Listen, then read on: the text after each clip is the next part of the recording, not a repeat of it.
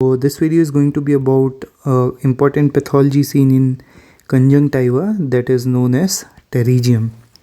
Okay, we will also try to differentiate pterygium from two more conditions, that is pinguecula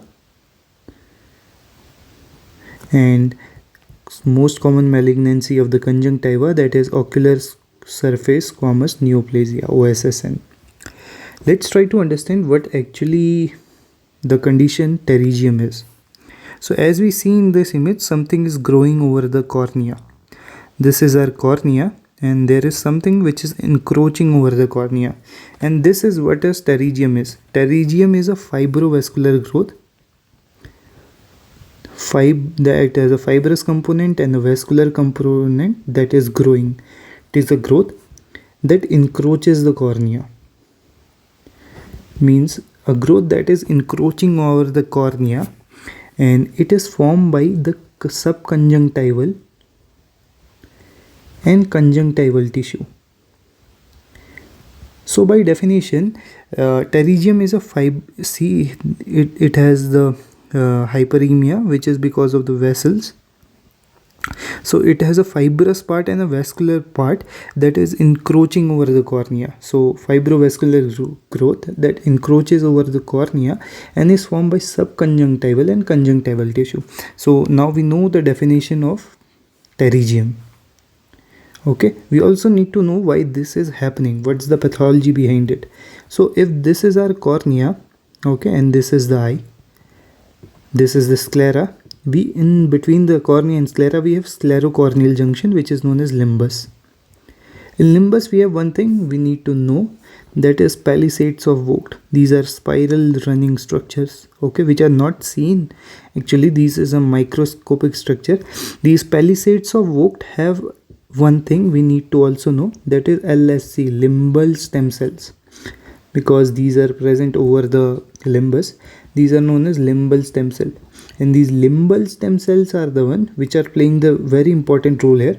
That is, these limbal stem cell stops the growth of conjunctiva over the cornea. This is the normal function of limbal stem cell, that they are going to inhibit the growth of conjunctiva over the cornea. So this is not going to happen.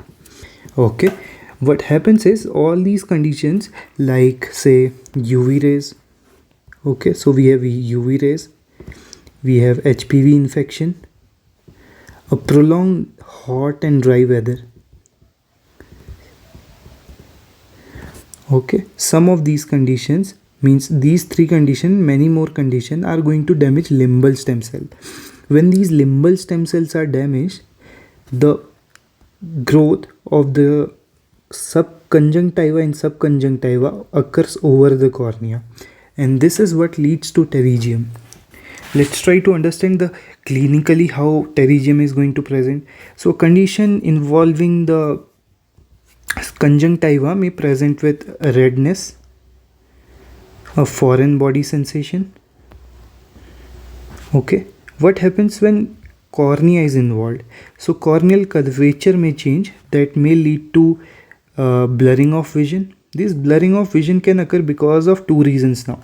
The initial blurring of vision can occur because of, say, astigmatism, okay, and this astigmatism seen in this case will be with the rule astigmatism, but as the encroachment increases and reaches the pupillary area, there can be another type of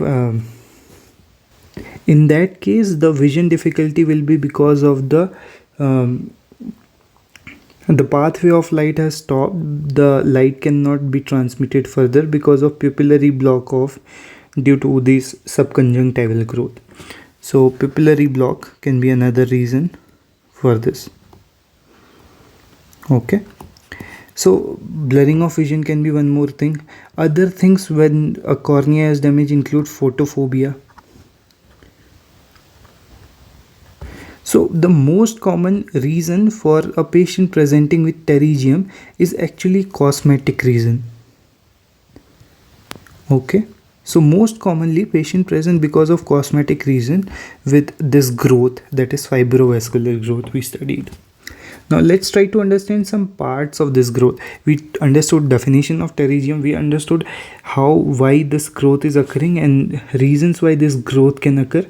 We understood how the patient can actually present. Now we will go on to understand how pterygium is defined, its structure. So this is our pterygium, which is more common on the nasal side. Okay, this is the nasal side, this is the temporal side. The nasal side, it has 4 parts. This actually the broader part, that is triangular, it is triangular in shape. So this broader part is what is known as body. Okay, we have this part in the sclerocorneal junction, that is neck.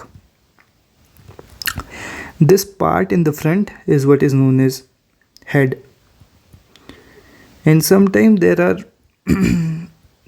things that are present in front of the head. These are known as Stocker's line. So Stocker's line is a iron deposition in front of the pterygium, and Stocker's line represent a progressive pterygium. Okay, a progressive pterygium is defined by a Stocker's line. We studied the 3 structure, that is body, neck and head. Also in front of head we have the structure that is cap. Okay, so the 4 parts are body, neck, head and cap. Sometimes we may have Stocker line, which represent a progressive pterygium. So these were some things we need to know about pterygium. Let's try to differentiate it from another condition, that is pinguecula. So pinguecula is fibroelastotic degeneration. This is only we need to know about pinguecula, that is fibrous tissue and elastic tissue degeneration.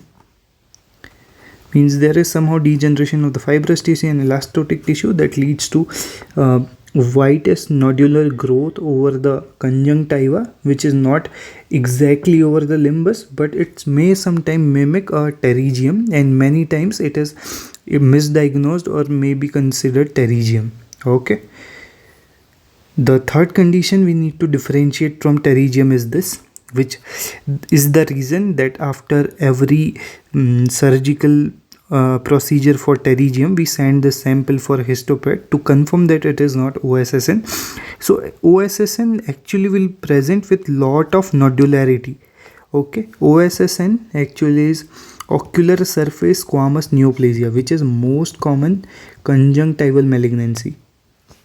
Okay, this most common conjunctival malignancy has 2 parts. It is one which we have a lot of nodular growth, so it will have elevation.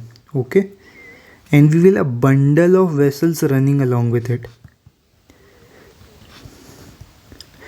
The treatment includes the surgical part, that is resection and giving anti-TNFs and mitomycin for anti-fibroblastic activity, and mitomycin C and anti-INF topical. Both of these are topical.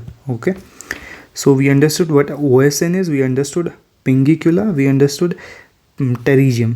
We will now understand in brief what is the treatment for pterygium. Okay, so if this is the pterygium, okay, we'll draw a schematic diagram again.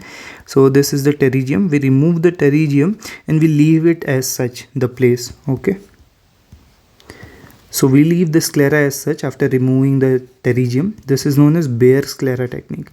So the part where we remove the pterygium, the sclera is left as such without the conjunctiva. This is known as bare sclera technique. One of the major disadvantage of this technique is recurrence with this technique. So we came out with a solution that we used bare sclera technique along with conjunctival limbal autograft. Okay, so we took an area of the conjunctival tissue from the top, that is the superior conjunctiva, that is covered by the upper palpebral lid, palpebral conjunctiva. We took the part of conjunctiva from it and we placed it over this bare sclera, and this prevented the recurrence over this nasal side because it is the most common site. And this is known as conjunctival limbal autograft. This conjunctival limbal autograft, as taken from the superior portion of the bulbar conjunctiva, can also be taken from, say, buccal mucosa.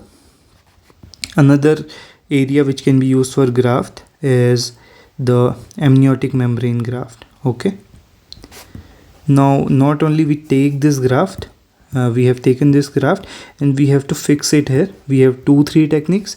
The earlier one was we were using sutures. Now we have fibrous glues which we are using. Okay, this method is known as cut and paste technique. So these were basics about pterygium we needed to know. Thanks for watching.